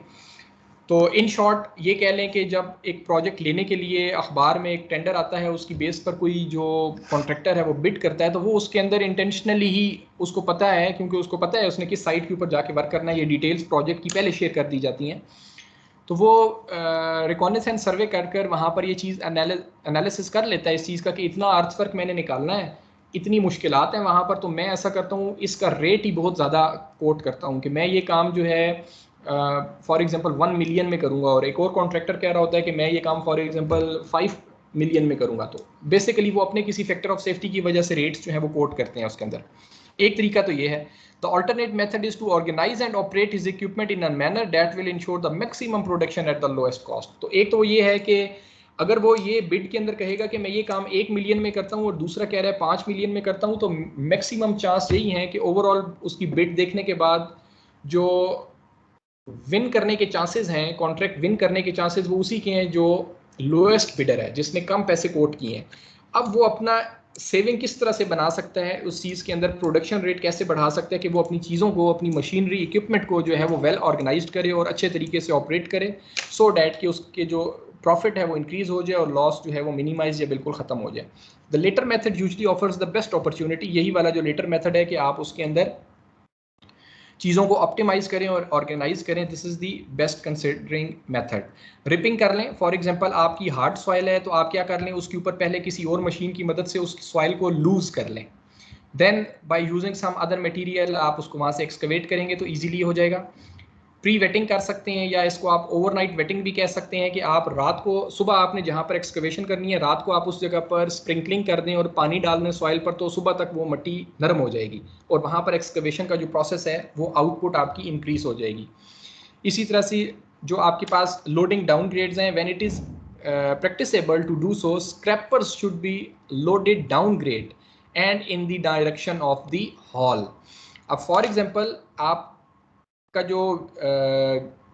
बुलडोजर फॉर एग्जांपल अगर आप लेते हैं, उसकी जो आगे फ्रंट ब्लेड है और कोई डाउनवर्ड स्लोप है, तो वो इस तरह से चले कि वो स्क्रैपिंग भी करे, मींस कि वहां पर एक्सकवेशन भी करता जाए उस एरिया के ऊपर और उसी सारे मटेरियल को, एक्सकवेटेड मटेरियल को ड्रैग करते हुए उस पोजीशन तक ले जाए जहां पर आपने उसको डंप करना है। तो बाय यूजिंग वन मशीनरी भी आप उस चीज़ को इम्प्रूव कर सकते हैं, अपनी एफिशिएंसी को। Supervision is again an important parameter. Full time supervisory control should be provided, ठीक है, क्योंकि जो सुपरवाइज कर रहा होगा, इस चीज़ों को देख रहा होगा और गाइड कर रहा होगा मशीन चलाने वालों को कि वो पहले किस जगह से एक्सकवेशन करें, फिर किस जगह से करें, सो डैट कि एक ऑप्टिमाइज्ड फॉर्मेशन बन जाए और सारी मशीनरी जो हैं उनकी वर्किंग जो है वो मैनेज हो जाए उसके अंदर, ठीक है। ये एक क्विक व्यू था हमारे पास, ठीक है, कुछ मशीनरीज और इससे रिलेटेड। ये स्लाइड्स भी मैं अपलोड कर दूंगा अभी उसी जगह के ऊपर, वहाँ से वो डॉक्यूमेंट भी आप लोड कर लीजिएगा। अच्छा, यहाँ से जो मैंने वो आपसे चीज़ शेयर करनी थी बूम वाली, वो मैं आपको वैसे शेयर कर देता हूँ, क्योंकि आपने उस एरिया को भी देखना है कि उस एरिया के अंदर वहाँ से इसकी जो टर्निंग है, मूवमेंट है, वो वहाँ पर अलाउएबल है या नहीं है। तो आफ्टर माय ग्रेजुएशन जो मैंने प्रोजेक्ट जिस साइट के ऊपर था, हमारे उस प्रोजेक्ट पर एक इंसिडेंट हो गया था इस तरह से। वो जो साइट थी, वो साइट हमारी ऐसी लोकेशन पर थी कि उधर अंदर एक्सेस नहीं थी किसी भी रोड की, सिवाय एक रोड के जो कि एक क्राउडेड बाजार के अंदर से गुजर के जाती थी। तो वहाँ पर एक लिमिटेशन तो ये थी कि हमें जो भी मटेरियल लेके जाना होता था, जो भी मशीनरी लेके जानी होती थी, वो हमें रात को वहाँ पर पहुँचानी होती थी। जिस वक्त बाजार बंद हो जाता था, सेंट्रल पोर्शन सारा क्लियर हो जाता था, तो तब सारी मशीनरी और मटेरियल जा सकता था। ड्यूरिंग डे टाइम मटेरियल वहाँ पे नहीं जा सकता था, ना ही मशीनरी। और वो एक कंजस्टेड बाजार के अंदर से सारा सिलसिला गुजर रहा था। तो आपको हमारा एक ओवरऑल सिनेरियो पता ही है कि जिस तरह से हमारी बिजली की तारें और खंबे ऊपर नज़र आ रहे होते हैं और जो वहाँ पर एक मेस बना हुआ होता है, मतलब पैथेटिक हालत के अंदर। तो अनफॉर्चुनेटली उस जो ड्राइवर था उसका पावर शॉवल का, उसने ध्यान नहीं किया और उसने इस बात का ख्याल नहीं रखा कि उसका ये जो बूम है ये ऊपर किस लेवल तक जा रहा है। उसने ड्यूरिंग मूवमेंट, जब वो रात को वहाँ से मूव कर रहा था कि मैं रात को वहाँ जाके शॉवल खड़ा कर दूँ ताकि सुबह काम करेंगे, उसका वो बूम ऊपर से जो ट्रांसमिशन लाइंस गुजर रही थी, ओपन ट्रांसमिशन लाइंस, उसके साथ उसका बूम टच हो गया था और जिसकी वजह से पूरी बॉडी उसकी शॉर्ट हो गई थी और बहरहाल उस ड्राइवर की भी डेथ हो गई थी। अच्छा, इसमें एक और चीज़ भी है, अगर आप इस तरह की मशीनरीज को कभी ऑब्जर्व करें जो हमारे लोकल, बदकिस्मती से पाकिस्तान के अंदर जो ये यूज्ड या आती हैं मशीनरीज बाहर से, जो हमारी कंस्ट्रक्शन इंडस्ट्रीज में नॉर्मल प्रोजेक्ट्स के ऊपर यूज़ हो रही होती हैं, इनकी इवन के जो ड्राइवर की बैठने वाली सीट है वो भी स्टील की या मेटल की होती है। तो मतलब उसके अंदर कोई इंसुलेशन का प्रोसेस नहीं है और डायरेक्टली वो अमूमन जूते उतार कर अंदर बैठे हुए होते हैं उसके ऊपर, और बड़ा ही एक अजीब सा सूरत हाल होती है। कोई हमारे यहाँ प्रिकॉशंस तो वैसे भी नहीं लिए जाते, ठीक है, नॉर्मली साइट्स के ऊपर। तो बहरहाल वो एक इंसिडेंट हुआ है, तो डैट इज़ इम्पॉर्टेंट कि आपको इन तमाम चीज़ों को बड़ा ही केयरफुली एग्जीक्यूट करवाना होता है कि इस किस्म के जो कोई मिसहैप्स हैं वो हमारे ना हो इस ऐसी जगहों के ऊपर, ठीक है। तो ये हमारा एक जनरल ओवरव्यू था। इंशाल्लाह वो लैब वाला पार्ट, वो लिंक आप वो जो पीडीएफ जब डाउनलोड करेंगे, उस पीडीएफ के अंदर जब आप क्लिक करते हैं, जैसे ही ये पीडीएफ आपके पास आएगा, फॉर एग्जांपल आप इसको डाउनलोड करते हैं लैब वाला पीडीएफ, ठीक है, इसमें आप इसके ऊपर जब लिंक के ऊपर क्लिक करेंगे तो वो ऑटोमेटिकली यूट्यूब का लिंक जो है वो खुल जाएगा, ठीक है। और उस यूट्यूब के लिंक के ऊपर आपके पास वो जो वीडियो है वो आप अल्टीमेटली चल पड़ेगी, ठीक है। तो ये अप्रॉक्सीमेटली 50 मिनट्स की है ये पूरी वीडियो, जो स्टार्टिंग फ्रॉम शुरू के उसके कुछ एस्पेक्ट्स बताने के बाद उसको आपके सारे अल्टीमेटली कंस्ट्रक्शन फेज़ के ऊपर ले जाएगा कि इसकी कंस्ट्रक्शन कैसे स्टार्ट हुई, क्या चैलेंजेस थे, उन चैलेंजेस को ख़त्म करने के लिए किस किस किस्म के मेथड्स अडॉप्ट किए गए। तो ये एक बड़ी इंफॉर्मेटिव इंशाल्लाह ये वीडियोस रहेंगी, ठीक है। ये हमारा लैब का पार्ट हमने इस दफ़ा सोचा है कि कुछ इस फॉर्म में करते हैं, ताकि अदरवाइज़ तो इस सब्जेक्ट की लैब वैसे ख़त्म हो गई है करिकुलम के अंदर से। 2001 का जो सेशन आएगा जब वो थर्ड सेमेस्टर में पहुंचेगा 2021 का, तो उसकी इस सब्जेक्ट के साथ कोई लैब नहीं होगी, बिकॉज HEC के करिकुलम ने उस लैब को ख़त्म कर दिया। लेकिन हमने जो करिकुलम अप्रूव करवाया है वो अप्लाई होगा 2021 के सेशन के ऊपर। तो आप वो लास्ट सेशन होंगे जो इस सब्जेक्ट की बहरहाल लैब पढ़ेंगे। तो उस लैब में ऐसा कुछ है नहीं, तो उसमें हमने कुछ ऐसा किया कि जिसमें इंफॉर्मेशन मतलब एक हमारा एक इंफॉर्मेटिव सेशन बेसिकली चला करे, आपके मेरे हम दोनों के इल्म में उस तरह से इजाफा हो, हम उनको आपस में डिस्कस भी किया करेंगे और असेसमेंट्स भी बेसिकली आपकी उसी बेस पर हुआ करेंगे, ठीक है। तो ये सारी चीज़ें हैं, अगर कोई क्वेश्चन है तो बता दें, ठीक है, अदरवाइज़ फिर मैं मीटिंग को एंड करता हूँ। अच्छा, दूसरा एक चीज़ यहाँ पे बता दूँ, आज कुछ अपनी मसरूफियत की वजह से मैं वो नहीं कर पाया, टाइम पर हम 8:30 बजे क्लास नहीं स्टार्ट कर पाए। इंशाल्लाह नेक्स्ट टाइम से हमारी जो थ्योरी की क्लास है वो 8:30 बजे ही स्टार्ट होगी, और लैब की क्लास के लिए कोई हमें ऐसा फ़िलहाल टाइम अलग से ऑनलाइन सेशन करने की ज़रूरत नहीं है। वो जस्ट वीडियोज़ हैं, उनको आप उस हिसाब में देख लेंगे, ठीक है। और अच्छी तो बात यह है कि जब आप उस वीडियो को देख रहे हो तो जो आपको चीज़ वहाँ पर इंटरेस्टिंग और लगे, ऐसे कि वर्थ नोटिंग आपको वो चीज़ लगे, तो उसको आप बुलेट्स की फॉर्म में अपने किसी कागज़ के ऊपर लिख लें अपने पास नोटबुक में, कि मैंने ये जो वीडियो देखी उसमें से ये बुलेट पॉइंट्स मैंने एक्सट्रैक्ट किए हैं। तो it will basically help you at the time of the preparation of your exams और अदर असेसमेंट्स, ठीक है। लैब के जो होंगे वो बार बार आपको वीडियोस देखनी नहीं पड़ेंगी, वो आपके बुलेट पॉइंट्स के अंदर वो सारी चीज़ें आपके नोट्स बेसिकली बनते चले जाएंगे, ठीक है। तो अभी कोई सवाल है तो प्लीज़ बता दें। और बाकी शहरियार, आप मुझे ना सेक्शन बी के CR अगर सुन रहे हैं तो मुझे वही बता दें उनका क्या नाम है, और मुझसे ना डिटेल्स अपनी शेयर कर लें प्लीज़, अपना सेल नंबर वगैरह मुझे मैसेज कर दीजिएगा सेक्शन बी के CR में, ठीक है। तो